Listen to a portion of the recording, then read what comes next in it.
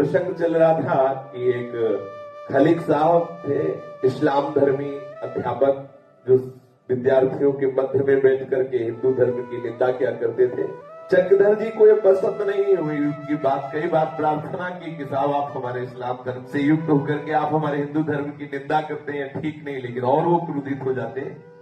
तो बहुत ही विवेकवान और स्मरण शक्ति प्रधान थे चक्रधर जी। उन्होंने कई ग्रंथों को, सूत्रों को याद किया और खलीक साहब का मुंह बंद किया। एक दिन पीछे कल चर्चा हो चुकी। तब खलीक जो इस्लाम धर्म के थे, उन्होंने निश्चय किया कि इस विद्यार्थी को मैं अंग्रेजों से दंड दिलाऊंगा। संयोग बना, एक दिन कुछ छात्रों ने गया के जिला स्कूल पर अंग्रेजी झंडा यूनियन जैक जो फहरा रहा था, तो जो अपने भारतीय नौजवान थे बच्चे, उन्होंने कहा कि हमारे ही देश में विदेशियों का झंडा फहरा रहा है, ये हमें बर्दाश्त नहीं। तो चढ़ गए ऊपर और उस झंडे को उतार के फेंक दिया। उसकी जगह तिरंगा झंडा जो अपने देश का है वो लगा दिया। यद्यपि उस झंडे में फहराने के समय चक्रधर जी नहीं थे, परंतु मास्टर खलीक साहब को बदला लेने का मौका मिला। उन्होंने झूठी शिकायत कर दी अंग्रेजों से कि ये झंडा फहराने का प्लान और झंडा फहराना ये चक्रधर मिश्र ने ही किया है। सरकारी जिसको वजीफा मिलता है, अंग्रेजन कलेक्टर जो था वो बड़ा रोष प्रकट किया।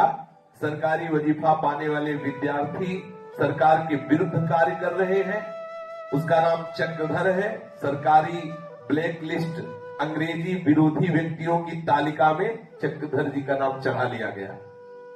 शिकायत कर चुकने के बाद मास्टर ने कहा चक्रधर जी से, अब बच्चू देख, बड़ा बुद्धिमान बनता था, बड़े ग्रंथों को पढ़ के आया था हमारा मुंह बंद करने के लिए। अब देख मेरे विरोध का मजा तुझे कैसा चखने को मिलेगा। अब मैं देखूंगा कि तू कैसे आगे क्लास में पढ़ सकता है। तेरा वजीफा बंद करवा दूंगा, तुझे स्कूल से निकलवा दूंगा, तुझे अंग्रेजों से दंड दिलाऊंगा। चक्रधर जी ने कहा मास्टर, मेरी पढ़ाई छुड़वा सकते हो, छुड़वा दो, मुझे पिटवा सकते हो, पिटवा दो, लेकिन मैं अपने धर्म और देश पर मर मिटने के लिए पुकार पुकार के बोलूंगा, तुमसे दबने वाला नहीं। ऐसा चक्रधर स्वदेशी आंदोलन में अति सक्रिय रूप से फिर भाग लेने लगे। चक्रधर ने देश की आजादी के लिए बहुत कष्ट सहे। उनकी देशभक्ति पूर्ण गतिविधियों को देखकर अंग्रेजी सरकार उन्हें गिरफ्तार करना चाहती थी, परंतु पुलिस के हाथ लग नहीं पाते थे। चक्रधर कांग्रेस के एक सक्रिय कार्यकर्ता थे। पुलिस उसे पकड़ने के लिए बेचैन रहने लगी। एक तो झंडा गिराने को उसमें जब देखा कि मास्टर ही विरोधी में हो गया और हमारा नाम लिख गया, तो फिर उन्होंने जो भारतीय स्वतंत्रता करने के लिए नौजवान तैयार थे उनमें सम्मिलित हो गए चक्रधर जी। गया शहर की बात है, चक्रधर गया में फकरपुर के राज परिवार के श्री लल्लन जी के साथ रह रहे थे। पुलिस को इसकी सूचना मिल गई। सूचना मिलते ही अचानक पुलिस पहुंच गई और उसने लल्लन जी के घर पर घेरा डाल दिया। चक्रधर जी घेरे में फंस चुके। जब उनको पता चला कि आसपास पुलिस है, बड़ी कठिनाई का क्षण, पर उन्होंने ठहरे नहीं छोड़ा। सच्ची सेवा भावना को प्रभु की ओर से सहायता मिलती है। कोई भी देशभक्ति की हो या किसी की भी सेवा की, अगर सच्ची भावना है तो भगवान वैसा विवेक, वैसा बल दे देते हैं। किसी अचिंत्य विधान के अनुसार भाग निकलने के लिए वो सोच रहे थे कैसे निकलूं, आसपास तो अंग्रेजी पुलिस लगी है। तो लल्लन जी की सुपुत्री स्कूल पढ़ने जाया करती थी। उसे स्कूल जाने के लिए एक बंद दरवाजे वाली एक फिटिंग गाड़ी आया करती थी। चक्रधर जी ने उसका लाभ लिया। तुरंत एक लड़की का वेश बनाया, बगल में झोला टांगा और उस गाड़ी में बैठ गए और किताबों का थैला लेकर के। अब सबको पता था कि उनकी लड़की स्कूल जाती हुई, चक्रधर स्कूल जा रहे हैं उसमें गाड़ी में बैठ करके। पुलिस के घेरे से बाहर हो गए और अपने गांव फकरपुर चले गए। जब पुलिस को ये पता चला कि इनके घर में चक्रधर जी नहीं है तो निराश होकर लौट पड़े। चक्रधर जी अपने गांव फकरपुर में थे, तब पुलिस के अफसरों ने उनको पकड़ने के लिए वारंट जारी कर दिया और वो वारंट अरवल थाने पर भेज दिया। अरवल थाने के दरोगा जी गिरफ्तार करने के लिए फकरपुर आए। फकरपुर गांव में आकर दरोगा जी चक्रधर जी की खोज करने लगे। वैसे गांव में ऐसा था कि अगर एक पुलिस आ जाए ना, पूरे गांव वाले बड़े सीधे साधे होते, पुलिस आई भाग के मतलब कोई पूरे गांव में नहीं दिखाई देगा ऐसा। अब तो पढ़े लिखे लोग बात कर, पुलिस शब्द से ही पूरे गांव के लोग भयभीत हो जाते थे। उस समय गांव के कई लड़के खेल कूद कर रहे थे, जे भी देखा लाल पगड़ी पुलिस, हंसना खेलना सब बंद, सब भाग गए, तितर बितर हो गए। अन्य लड़के तो भाग गए, परंतु चक्रधर जी अपने घर के बाहर निर्भीक बैठे ही रहे, हारमोनियम बजा रहे थे और देशभक्ति के गीत गा रहे थे। देखा लाल पगड़ी वाली पुलिस आई, दुर्गा जी उनके पास आए और पूछा, चक्रधर मिश्र का घर यही है? चक्रधर जी ने बताया, जी हाँ हाँ, यही चक्रधर जी का घर है। बिल्कुल भय नहीं, बिल्कुल हिचक नहीं। दरोगा ने पूछा, इस समय यहां होगा चक्रधर? वो जानते नहीं थे कि ये चक्रधर है। सहज स्वभाव में चक्रधर जी ने कहा, जी अभी तो यही थे, हो सकता है वो यही हो, आप आदेश करो, मैं उनको अभी लेके आता हूं। झूठ भी नहीं हुआ, हो सकता है यही हो, आप आदेश, वो समझ रहा मतलब घर के अंदर हो, आप आदेश करो, मैं अभी बुला के लाता हूं। दरोगा जी ने कहा, हाँ मैं यहाँ खड़ा हूं, जाओ बुला के लाओ। बोलो दरोगा साहब आए, चक्रधर को ऐसा बोलो। हारमोनियम वहीं छोड़ा, घर के भीतर गए और धीरे से अपने कपड़े बदले, माथे पर गमछा बांधा और निपट गंवार देहाती बनकर घर के पीछे खिड़की से छलांग लगाई और कूद के निकल गए। गया का रास्ता पकड़ लिया। थोड़ी देर तक दरोगा जी घर के बाहर खड़े रहे, प्रतीक्षा करते रहे, परंतु जो लौटना हो ना हुआ तो अंदर गए, तलाशी ली तो वहां थे ही नहीं। समझ गए कि हमें चकमा दे के निकल गया, वही चक्रधर था। ऐसा चक्रधर मिश्र पुलिस की आंख में धूल झोंक कर गया पहुंच गए। वहां पहुंचने के दूसरे या तीसरे दिन आजाद पार्क में सार्वजनिक सभा थी। सभा में चक्रधर जी का देशभक्ति पर भाषण होने वाला था। भाषण सुनने के लिए दूर दूर से नौयुवक वहां आए हुए थे। पुलिस चाहती थी कि यहाँ जो भी भाषण देगा उसे बंदी बनाया जाएगा और दंड दिया जाएगा। जब ये पता चला कि जिसके लिए सरकारी वारंट निकला हुआ है वही चक्रधर यहाँ भाषण देगा, और बाबा बड़े बड़े सावधान, पता था कि ऐसा कुछ होगा, तो जो भाषण देने के लिए टेबल रखी जाती है ना, कपड़ा जैसे डाला जाता है, लंबा कपड़ा, जब टेबल रखी गई थी उसी के लिए जो बैठ गए थे। एक भी आदमी नहीं आया था श्रोता। अब धीरे धीरे श्रोता आना शुरू हुआ, पुलिस लगनी शुरू हुई कि यहाँ जरूर भाषण होगा। अब देखना है कि यही आएगा, जरूर बोलने आएगा उसे, और वो पहले ही टेबल रखने के साथ ही पहले ही बैठे उससे नीचे। पुलिस ने आजाद पार्क को चारों ओर से घेर लिया इसलिए कि जे भी चक्रधर सभा में भाषण देने के लिए आएगा, पार्क में घुसने के पहले ही उसे बंदी बना लिया जाएगा। पार्क में चक्रधर का जोशीला भाषण सुनने के लिए हजारों की भीड़ इकट्ठा हुई। सभा का कार्यक्रम शुरू हो गया, परंतु चक्रधर कहीं भी दिखलाई नहीं दिए। जनता के दिल में उत्सुकता थी कि चक्रधर कब आएंगे और कहां से बोलेंगे। किसी को पता, सबको थोड़ी पता था। पुलिस की आंखों में बस एक ही, वो चक्रधर कहां से आ रहा है, बस यही तलाश थी। चक्रधर को गिरफ्तार करने के लिए स्वयं कलेक्टर भी आए हुए थे, क्योंकि उस नौजवानों को भड़का रहे थे। स्वतंत्रता के लिए नौजवानों को अपने पक्ष में सम्मिलित करके अंग्रेजों के विपक्ष में कर रहे थे। कुछ लोगों का साधारण भाषण हुआ। सभा संयोजक ने सूचना देते हुए बतलाया कि भाई चक्रधर मिश्र का भाषण होगा।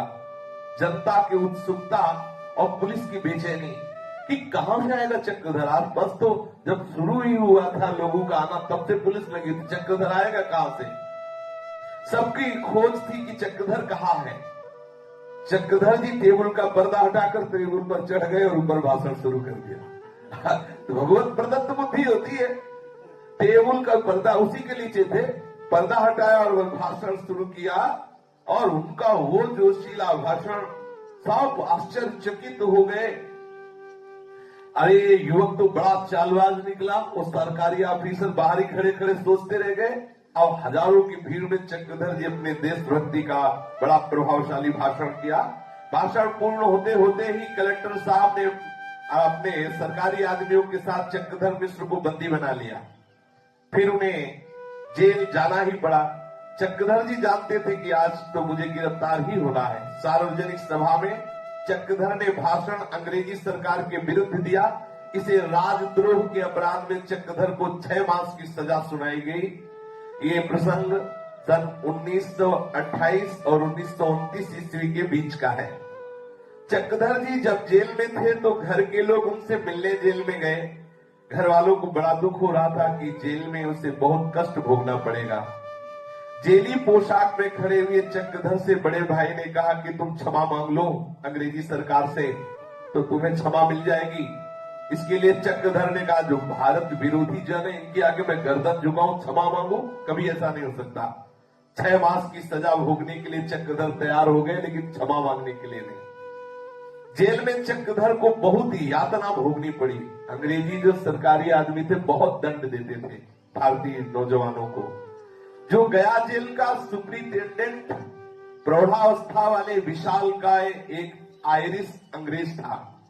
वो थोड़ा लंगड़ा के चलता था, उसे लंगड़ा साहब कहते थे। बड़ा ही दुर्दांत कसाई था वो, बहुत मारता था।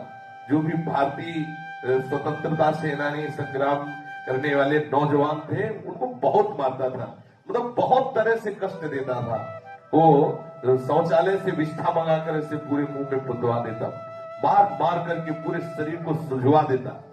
जब वो जेल का निरीक्षण करने के लिए आता तो कैदियों से सबको पहले उसके आदमी बोलते कि जो ही साहब आए तो सब बोलो सर झुकाकर सलाम साहब, सब जितने भी भारतीय सैनिक जो पकड़े गए थे स्वतंत्रता के लिए, कैदी साहब भयवश सलाम करते हो। बड़ा तगड़ा था, अगर कोई सलाम नहीं करता तो बहुत मारता, गिरा के छाती में बूटों से रोकता, खून की उल्टी हो करता। पर वो मतलब बहुत कसाई था, खूंखार बन जाता। चक्रधर जी ऐसा कैसे हो सकता है कि सलाम कह के सर झुका दे, ऐसा नहीं। चक्रधर कांग्रेस कमेटी के थे, चक्रधर पर बड़ी कड़ी नजर रखी जाती थी। जब कैदियों को देखने के लिए लंगड़ा साहब आया तो उसने चक्रधर से भी, जो उनके सैनिक थे, बोले कि साहब आ रहे हैं। और पद्धति ये थी कि ऐसे दोनों हाथ करके और ऐसे सर झुका के बोलो सलाम साहब, ऐसा बोलना होगा। दोनों हाथ ऐसे रखो और बोलो कि सलाम, ऐसा। चक्रधर जी सुने और चुपचाप जैसे के तैसे ऐसे खड़े रहे। वो नजदीक आया दोबारा, वही अंग्रेज, और ऐसे आंख मिला के बोला, तुम्हें सलाम बोलना नहीं आता? चक्रधर बिल्कुल सीधे खड़े रहे, सर झुकाया ना ऐसा कुछ किया। तिवारा कहने पर भी ना कोई उत्तर दिया, ना तनिक भी झुके, बिल्कुल सीधे ऐसे खड़े रहे। वो क्रोध से भड़क उठा, उसने बड़ी जोर से घूसा सीधे यहां मारा नाक पे। ऐसा लगा आंख फूट जाएगी, नाक में घुसा लग, अब बहुत जोर से घुसा, खून खून एकदम, और मूर्छा गई, चक्रधर जी को गिर गए। चक्रधर जी को जेल के अस्पताल में भर्ती करा दिया गया। 15-20 दिन तक लगातार अस्पताल में भर्ती रहना पड़ा। ऐसा हो तगड़ा तंदुरुस्त थे सब मांस खाने वाले लोग, ऐसे जोर से घुसा मारा कि सब टूट गया है। हाँ, और 15-20 दिन तक उनकी खून आता रहा, उसको दवा दी गई। अस्पताल में चक्रधर जी रहे। बार बार चक्रधर जी को देख रहा था कि अब तो बहुत दुर्गति भोगनी पड़ेगी, क्योंकि अंग्रेज लोग ऐसे कसाई हैं। तभी तो अंग्रेजों से घृणा थी। ये जो भारतीय लोग थे ना, अब तो मतलब अपने लोग जानते ही नहीं कि कितना कष्ट दिया इन लोगों। तो उस समय जिन्होंने कष्ट सहाय, तो इस घृणा, राधा बाबा को भी घृणा थी, संत बनने के बाद भी घृणा थी। जब अंग्रेज को देखते तो घृणा आ जाती। फिर इस घृणा को दूर करने के लिए बाबा ने फिर भगवत भावना की, नहीं तो बहुत सताया। ऐसा चक्रधर जी को दिख रहा था कि अब अस्पताल से निकलते फिर मुझे दुर्गति भोगनी पड़ेगी, मुझे बहुत मार पड़ेगी। इस विपत्ति के क्षण में चक्रधर जी को अपने गांव के कुम्हार की याद आई। वो जो कुम्हार था वो भक्त था, वो मिट्टी के बर्तन बनाता था। रात्रि में 2 बजे उठ करके बड़ी जोर से पुकारता, तेरे मालिक है दीनानाथ, सोच मन काहे को करे, तेरे मालिक है दीनानाथ, सोच मन काहे को करे। एक लाइन वो जोर जोर से गाता था। गरीब था, मिट्टी के बर्तन बनाता, कभी 2-4 पैसे के बर्तन बिक जाते, उसे खान पान हर व्यवस्था के लिए सोचना पड़ता। तो ये एक लाइन जोर जोर से 2 बजे रात्रि से गाना शुरू करता, तेरे मालिक है दीनानाथ, सोच मन काहे को करे। और बाबा का उस समय विद्यार्थी जीवन था, तो उठ बैठते और बहुत झुल्लाते कि 2 बजे से हल्ला बजाना शुरू कर दिया, तेरे मालिक है दीनानाथ, सोच मन काहे को करे। अरे भजन करना है तो अंदर अंदर कर, हम विद्यार्थी है, रात में जगा देता है, चिढ़ करके बेकार की ये बातें बोलता रहता है। ऐसा चक्रधर जी बोलते हैं। उस कुम्हार ने कहा, बच्चा, जब जीवन संकट में होता है तो कोई काम नहीं देता, केवल मालिक काम देता है। ये बात ध्यान आई चक्रधर जी को, ये बात ध्यान आई उस कुम्हार की कि अब जीवन संकट में है, कोई हमारा साथी नहीं है। इस समय वो पंक्ति याद आई कुम्हार की, तेरे मालिक है दीनानाथ, सोच मन काहे को करे। उस समय इस पंक्ति को बार बार राधा बाबा दोहराने लगे चक्रधर जी। सच्ची बात यही है कि तीनों के नाथ भगवान ही मुझे संकट से उबार सकते हैं, ऐसा चक्रधर जी ने निश्चय किया। उस कुम्हार की बात अब रह रह करके चक्रधर जी को याद आ रही थी। चक्रधर जी मन ही मन भगवान से प्रार्थना कर रहे थे कि इस संकट से उबार लीजिए। चक्रधर अस्पताल से जेल में आ गए और वो लगड़ा साहब जेल का निरीक्षण करने के लिए कई बार आया और उसका व्यवहार अन्य कैदियों के साथ वैसे ही पूरा क्रूर रहा, पर पता नहीं क्या हुआ कि वो चक्रधर जी के सामने आकर वहां खड़ा ही नहीं होता, आगे चला जाता। ये भगवान की प्रार्थना का चमत्कार कि वो सबके सामने खड़ा होकर वैसे ही क्रूर व्यवहार करता, लेकिन जब चक्रधर जी के सामने आता तो उसके पैर ही नहीं रुकते, आगे बढ़ जाते। दोबारा चक्रधर जी से बात भी नहीं की। चक्रधर जी को बड़ा आश्चर्य होता कि ये तो केवल मेरे भगवान का चमत्कार है, केवल मेरे भगवान का चमत्कार है। जेल के अंदर कोल्हू से तेल पिरवाना, चक्की से आटा पिसाना, खेत में पानी सींचना, बड़े बड़े कठिन सेवाएं भारतीय नौजवानों से अंग्रेज लोग लेते। 6 मास की सजा भोगने के बाद चक्रधर जी जेल से बाहर आए, पर जब उसके मन का झुकाव क्रांतिकारी गतिविधियों की ओर से कम नहीं हुआ। उनके मन में भले प्राण निकल जाए लेकिन हमारा देश स्वतंत्र होना चाहिए। जेल से बाहर आने के बाद घर वालों ने कहा कि तुम क्या कर रहे हो, नया नया ब्याह हुआ था और राजनीतिक कार्यों में भाग लेकर के तो पूरे घर की सब समस्याएं बढ़ाते चले जा रहे हो, तुम इधर ध्यान क्यों दे रहे हो राजनीतिक कार्यों में। राजनीतिक कार्यकर्ता के रूप में चक्रधर जी ने इधर उधर भागना, दंड सहना, भूखे प्यासे रहना ये स्वीकार किया, सुखपूर्वक घर में रहना नहीं। कई बार रात के 10-11 बजे घर आते और अपनी पैनाल वाली बहन को और मातृस्थानीय जो भाभी जी थी उनको जगा कर कहते, कुछ रोटी कुछ भी बना दो, मुझे पवा दो। भागते अंग्रेजों के भय से और कहते कुछ पवा दो। वो बहन को जगाती और दोनों मिलकर के कुछ बनाते और इनको पवा देते। बिहार के राजनीतिक आंदोलनों में भाग लेते समय चक्रधर जी को एक बात का अनुभव हुआ। चक्रधर जी को कई बार ऐसे देखने को मिला कि कुछ एक व्यक्तियों को छोड़कर प्राय सब लोग अपनी विज्ञापन करवाना चाहते हैं। सभाओं में अपना बड़ा बाला पहन कर, हाँ भाई हम भारत स्वतंत्र था, लेकिन जान देने की बात जो असलियत है वो कम दिखाई दे रही। तो उनका मन निराश हुआ, इस बात से निराश हुआ कि हर भारतीय को चाहिए कि देश स्वतंत्रता के लिए प्राण दे देना चाहिए। और यहाँ हम देखते हैं कि अपना विज्ञापन देने के लिए कि हाँ भाई हम भी स्वतंत्रता के लिए तैयार, ज्यादातर अपना यश चाहने के लिए, बलिदान देने के लिए कोई नहीं। चक्रधर के मन में लगा कि इस पार्टी से, क्रांतिकारी गतिविधियों से हमें इधर से हट करके अब ऐसा लगना चाहिए, विनाश करना चाहिए। जहां जहां अंग्रेजों की मतलब जो स्थान है, जो जैसे अपने यहाँ पुलिस चौकी ऐसे उनकी भी थी, उनको हमें विनाश करना चाहिए। अब ये केवल भाषण से काम नहीं चलेगा, ये केवल उपदेश से काम नहीं चलेगा, भाई हमारा देश स्वतंत्र होना चाहिए। चक्रधर के मन में क्रांतिकारियों की जीवन गाथा एवं आत्मोत्सर्ग कि कौन किसने कैसे कैसे देश स्वतंत्रता के लिए प्राण त्यागे, बातें सुनकर मन में आया कि भले मेरे प्राण निकल जाए, अब मैं इन अंग्रेजों को अपने देश में नहीं रहने दूंगा। दृढ़ निश्चय हुआ। भारत में अंग्रेजी राज्य को उखाड़ फेंकने के लिए दृढ़ संकल्प क्रांतिकारियों का महात्मा गांधी जी के सत्य, अहिंसा, शांतिमय प्रयास में विश्वास न रखने वाला एक दल था।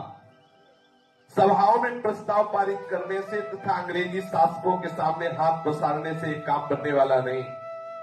आवश्यकता इस बात की है कि लाठी का जवाब फरसे से दिया जाए, ऐसे भारतीय जवाब ये नहीं चलेगा।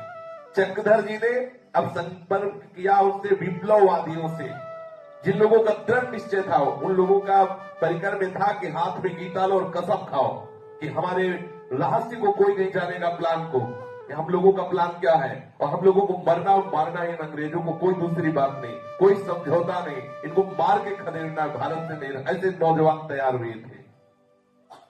विप्लव आदि कार्यों में सफलता पाने के लिए संबंध को सुगुप्त रखना आवश्यक था।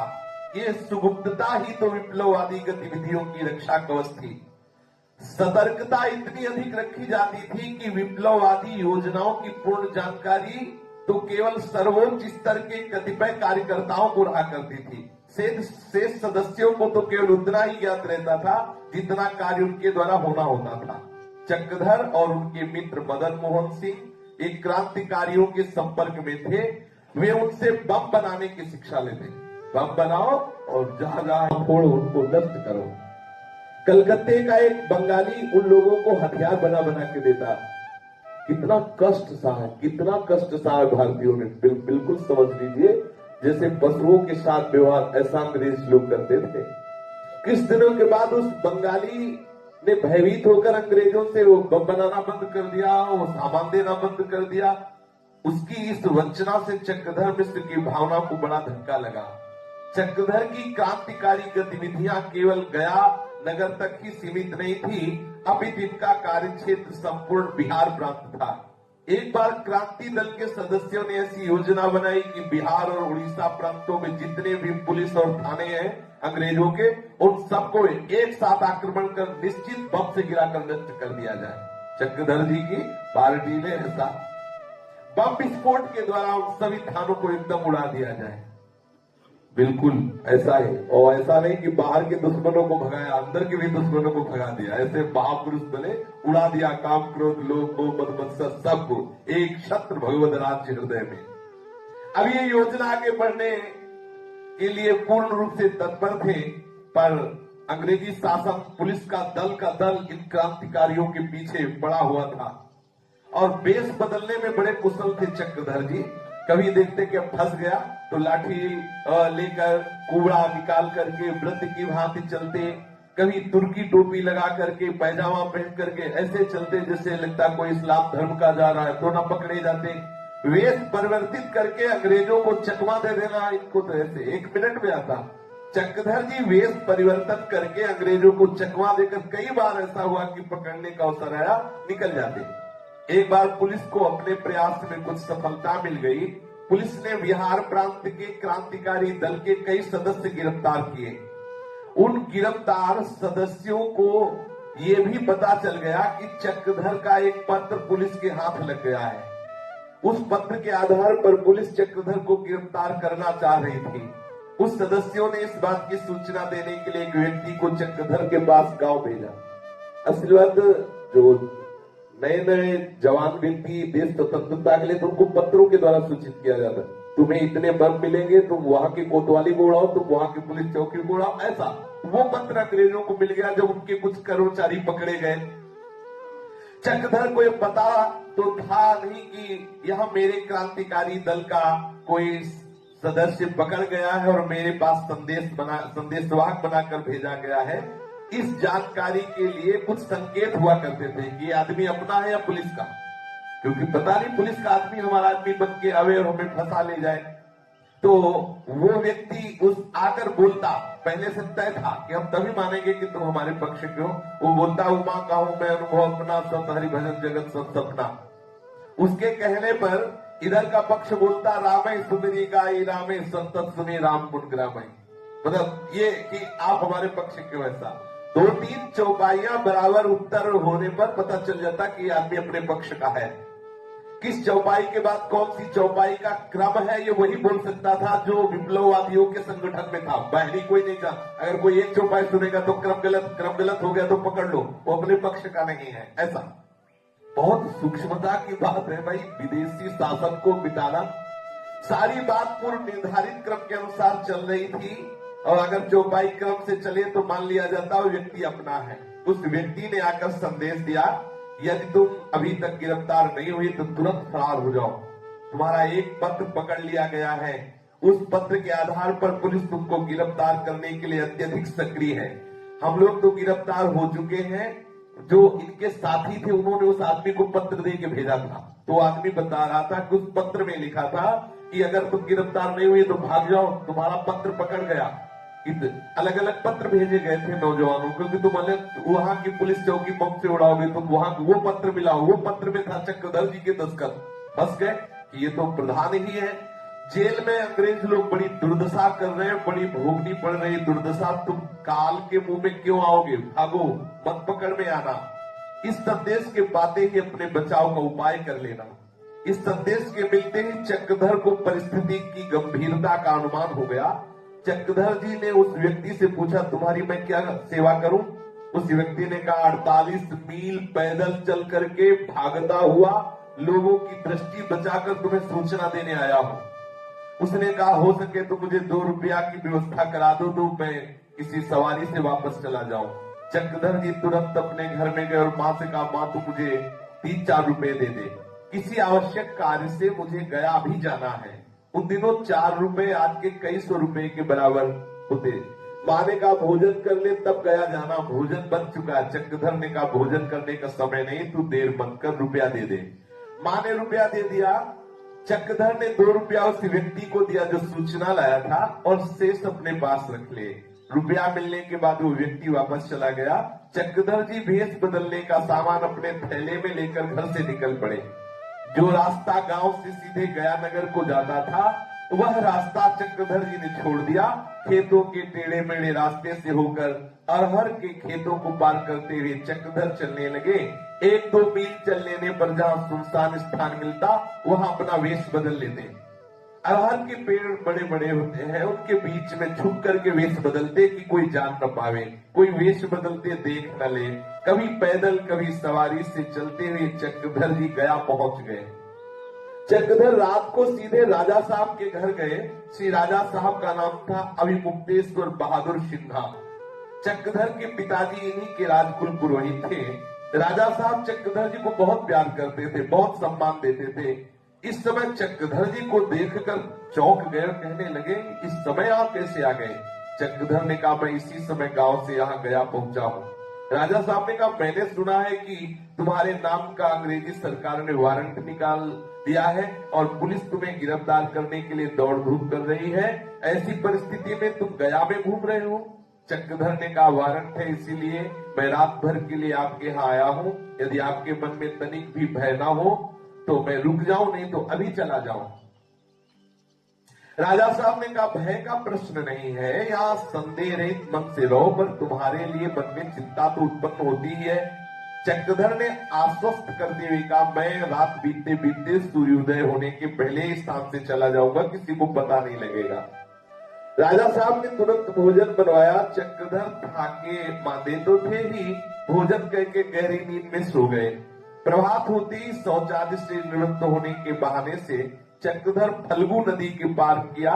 पुलिस की गतिविधियों की जानकारी प्राप्त करने के लिए चक्रधर चाहते थे कि मुझे एक चिकित्सा प्रमाण मिले, मेडिकल सर्टिफिकेट। अगर वो चिकित्सा प्रमाण पत्र मिल जाए जिसके आधार पर राजा साहब के यहाँ रहा जा सकता है, फिर पुलिस द्वारा होने वाली खोज में पकड़ लिए जाने पर भी राजा साहब पर कोई आंच नहीं आएगी। राजा साहब के एक परिचित डॉक्टर साहब के पास चक्रधर जी गए और उन्हें एक प्रकार से पारिवारिक चिकित्सक ही कहना चाहिए, कुशल चिकित्सक के रूप में उनकी बड़ी ख्याति थी। उन डॉक्टर साहब से चक्रधर जी ने कहा, आप मुझे एक चिकित्सा प्रमाण पत्र दे दें। डॉक्टर साहब ने कहा, जब तुम बीमार ही नहीं हो तो तुमको चिकित्सा प्रमाण पत्र कैसे दे दूं? चक्रधर ने कहा, मुझे चिकित्सा प्रमाण पत्र की बड़ी आवश्यकता है। आप अपने रजिस्टर में मेरा नाम चढ़ाकर तथा दवा देकर मुझे प्रमाण पत्र दे दीजिए। सारी परिस्थितियां समझाई कि देखो इस समय देश संकट में है, इस सत्यवाद में मत फंसो कि हम बीमार नहीं, आप हमें प्रमाण पत्र दो बीमारी का। चक्रधर को चिकित्सा प्रमाण पत्र दे दिया गया तो डॉक्टर ने उस प्रमाण पत्र में लिखा, I have suspicion that he had stone in his kidney। अर्थात मुझे संदेह है कि इनकी किडनी में गांठें हैं, ऐसा लिखा। चिकित्सा प्रमाण पत्र पाने के बाद चक्रधर भयरहित होकर राजा साहब के यहाँ रहने लगे। इन्हीं दिनों उत्तर प्रदेश के बादा नगर में क्रांतिकारियों ने 3 पुलिस इंस्पेक्टरों की हत्या कर दी। इस हत्या के बाद क्रांतिकारियों ने वो जो जहां पुलिस रहती वहां आग लगा दी, पुलिस वालों को मार दिया। तो उनके समर्थकों एवं सहयोगियों को अंग्रेजी सरकार के ऑफिसर लोग पकड़ रहे थे। संदेह के नाम पर लोगों को गिरफ्तार करके बहुत कड़े कड़े कष्ट दिए जा रहे थे। और उसी समय चक्रधर जी के हाथ का लिखा हुआ पत्र मिल गया। अब वो पत्र में चक्रधर जी ने अपने हाथ से लिखा था, मैं बंदा परसों आऊंगा। तो अंग्रेजों ने बंदा का अर्थ सीधे बांदा से जोड़ दिया जहां घटना हुई थी। तो उनको लगा सारा का सारा इसी के ही आदेश से ये कार्य हो रहा है। पुलिस चक्रधर जी के पीछे पड़ गई। कॉन्स्पिरेसी अगेंस्ट द क्राउन, अंग्रेजी शासन के विरुद्ध षड्यंत्र के अपराध में चक्रधर जी को पुलिस घेरना प्रारंभ कर दिया। उधर पुलिस वाले पत्र के आधार पर चक्रधर को अपराधी सिद्ध करने के लिए प्रयत्नशील थे और इधर चक्रधर जी मन की भावनाएं कुछ और ही हो रही थी। जब चक्रधर जी को पता चला कि मेरा एक पत्र पकड़ा गया है, उस पत्र में एक शब्द था बंदा, और बंदा का अर्थ बाधा से लगा लिया गया। जहां घटनाएं घटी थी वहां के लोगों ने पुलिस चौकियों में आग लगा दी थी, पुलिस वालों को मार दिया था जो अंग्रेजी पुलिस वाले थे।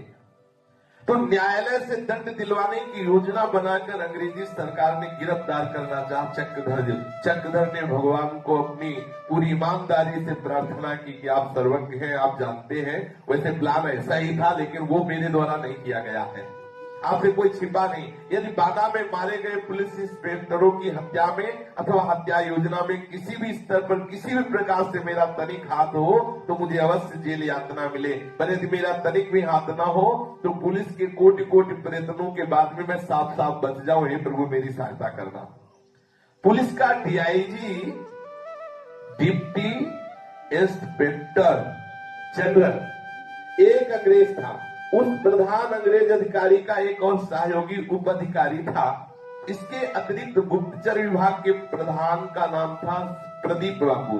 ये तीनों वरिष्ठ अधिकारी कार्यालय में बैठकर चक्रधर के उस पत्र पर विचार विमर्श कर रहे थे। बंदा शब्द के आधार पर चक्रधर को षड्यंत्रकारी घोषित करने की बात चल रही थी। सहयोगी उपाधिकारी ने चक्रधर वाला पत्र पढ़ा। पत्र के अंत में चक्रधर का नाम चक्रधर मिश्र पढ़कर उनका माथा ठनका। वे उपाधिकारी राजा साहब के यहाँ बहुत आया जाया करते थे। उनका राजा साहब से बड़ा स्नेह था। उन्होंने राजा साहब के यहाँ चक्रधर को बहुत बार देखा था। अब उस पत्र के अंत में चक्रधर नाम पढ़कर वे उपाधिकारी सोचने लगे कि यदि चक्रधर मिश्र पकड़ा जाता है तो इसका अर्थ है जेल की क्रूरता का शिकार बनकर मृत्यु के गाल में जाना। बाहर से कुछ भी अभिव्यक्त न होने देते हुए वे उपाधिकारी चक्रधर के बचाव का उपाय सोचने लगे, पर कोई उपाय सूझ नहीं रहा था। ये बात स्पष्ट थी कि इस पत्र का लिखने वाला चक्रधर मिश्र है और पुलिस ने बंदा और बाधा की तुक ऐसी मिला दी थी, उससे षड्यंत्र का संदेह होना 100% सही बन रहा था। उन उपाधिकारी महोदय ने उस पत्र को एक बार, दो बार, तीन बार ध्यानपूर्वक आंखें गड़ाते हुए पढ़ा। साथ ही साथ वे बचाव का उपाय भी सोचते रहे। पत्र पढ़ चुकने के बाद उन उपाधिकारी महोदय ने अपने प्रधान से कहा, बंदा शब्द के आधार पर चक्रधर मिश्र के षड्यंत्रकारी होने का संदेह करना सही है, पर क्या इस पत्र का लिखने वाला वस्तुतः चक्रधर मिश्र ही है? प्रधान अंग्रेज अधिकारी ने पूछा, आपका क्या मतलब है? उपाधिकारी महोदय ने कहा, यह लिखावट संभवतः चक्रधर मिश्र के हाथ की नहीं है। यदि ये लिखावट चक्रधर मिश्र के हाथ की नहीं हुई और हम लोगों ने उसे गिरफ्तार कर लिया तो उसके विरुद्ध कार्रवाई करने में बड़ी परेशानी आएगी। फिर हम लोगों के पास कोई प्रमाण नहीं रहेगा जिसके आधार पर उसे दंडित करके जेल भेजा जा सके। गुप्तचर विभाग के प्रधान प्रदीप बाबू ने तुरंत प्रतिवाद किया और पूर्ण दृढ़ स्वर में कहा, ये पत्र चक्रधर मिश्र के हाथ का है और ये लिखावट उसी की है। उपाधिकारी महोदय ने पुनः प्रदीप बाबू की बात काट दी और अपनी बात गिर जाना प्रदीप बाबू को अच्छा नहीं लगा। वे अपने अंग्रेज अफसरों की खुशी और खुशामद को ही सब कुछ मानते थे। उनके लिए देश और धर्म, गाय और गीता, हिंदुत्व और देवत्व कोई महत्वपूर्ण नहीं था। प्रदीप बाबू की मान्यता थी कि चाहे सिर पर चोटी और शरीर पर जनेऊ रहे या न रहे, चाहे भारत का गौरव और भारतीयों का जीवन बचे न बचे, मेरी सरकारी कुर्सी और मेरे अंग्रेज अफसर बने रहे, जिससे मेरी खूब भोग विलासता की वस्तुएं और खूब सुंदर सुंदर ये सब भोग मिलते रहे। नमक हलाली के नाम पर अंग्रेज शासकों के प्रति वफादारी दिखलाने वाले, उनकी वाहवाही प्राप्त करने के लिए प्रदीप बाबू बड़े विख्यात थे। प्रदीप बाबू ने बड़ी चेष्टा की और मेरे गुप्तचर विभाग द्वारा लगाया गया आरोप पूर्णतः स्थापित हो जाए, पर उस अंग्रेज अधिकारी ने प्रदीप बाबू की बात नहीं मानी। उस पुलिस कार्यालय में 3 वरिष्ठ अधिकारियों के मध्य जो विचार विनिमय हो रहा था, उसके अंत में यही निश्चित हुआ कि चक्रधर का पत्र लिखावट विशेषज्ञ के पास भेजा जाए और उसकी रिपोर्ट के आधार पर ही आगे की कार्यवाही की जाएगी। अब पुलिस विभाग को आवश्यकता थी चक्रधर के हाथ से लिखे गए कुछ अंशों की, जिसकी लिखावट से पत्र के लिखावट की तुलना लिखावट विशेषज्ञ कर सके और अपना निर्णय दे सके। पुलिस ने दौड़ धूप करके पता लगाया कि चक्रधर रुग्णावस्था में आजकल राजा साहब के मकान पर है और वो अपनी चिकित्सा करवा रहा है। कई सिपाहियों के साथ पुलिस अधिकारी राजा साहब के यहाँ आए। अपने घर पर राजा साहब ने उनका स्वागत किया। पुलिस अधिकारी ने कहा कि ऐसी जानकारी मिली है कि चक्रधर मिश्र आपके यहाँ है। आप विश्वास करें कि हम लोग उसे गिरफ्तार करने के लिए नहीं आए हैं, केवल उससे कुछ लिखवाना है। हम बोलते जाएंगे कि क्या लिखना है, जो हम बोले उसे वो लिख दे।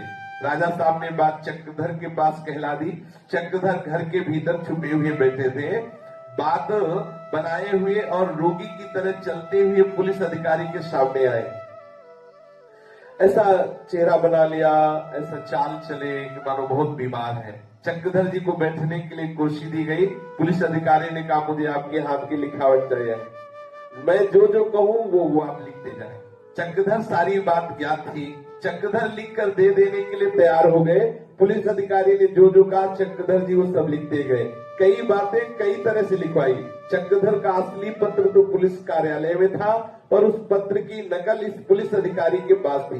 वो नकल पुलिस अधिकारी बोलता चला गया, चक्रधर जी लिखते गए, कभी तेजी गति से, कभी धीमी गति से, और कभी बिल्कुल धीमी गति से, कभी मध्यम गति से, कभी मिश्रित गति से, कभी मंद गति से। इस प्रकार वही पत्र कई बार लिखवाया गया, 11 बार लिखवाया गया। चक्रधर जी ये सब अपनी असली स्वाभाविक लिखावट में लिखते लग गए। लिखते समय चक्रधर जी मन ही मन भगवान से प्रार्थना कर रहे थे कि हे नाथ, मैं अपनी लिखावट में कोई बनावट नहीं लाऊंगा। इस समय बनावट का समावेश करना कोई बड़ी बात नहीं है। बनावट का समावेश लिखावट में सरलता पूर्वक हो सकता है, पर इस समय मैं वैसे ही लिखूंगा जैसे मुझे सहज में लिखना आता है। और आप तो जानते हैं कि जो घटना हुई है, जो इंस्पेक्टरों की हत्या हुई है, वो मेरे द्वारा नहीं हुई, ये बात सर्वथा सत्य है। इसी सत्य के आधार पर हे भगवान, मैं आपसे प्रार्थना करता हूँ कि मुझ पर जो आरोप बढ़ा जा रहा है, इसमें पूर्णता निर्दोष आप ही सिद्ध करेंगे।